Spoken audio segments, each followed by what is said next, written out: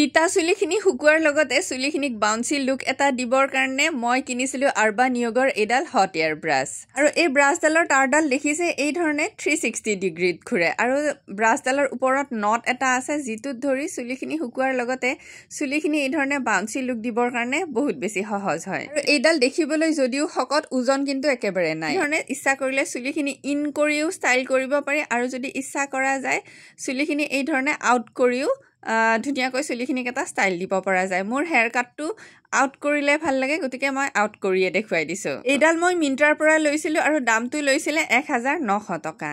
ড্ৰায়াৰবোৰেৰে কেৱল চুলিখিনি শুকুৱাবহে পাৰি, কিন্তু এই হট এয়াৰ ব্ৰাছডালটো দেখি ধৰিবই পাৰিছে ইয়াতে ফণীৰ দৰে এই ধৰণে আছে।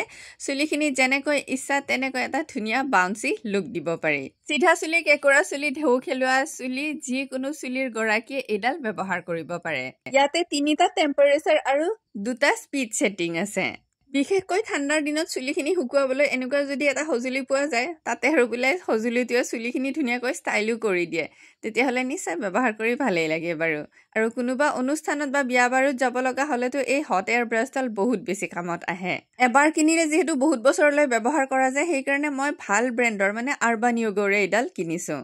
মই ব্যৱহাৰ কৰা এই হট এয়াৰ ব্ৰাছডাল কিনিব পৰা লিংকটো এই ভিডিঅ'টোৰ ওপৰতে এফিলেটত দি থৈছোঁ, মন কৰিলে চাব পাৰিব।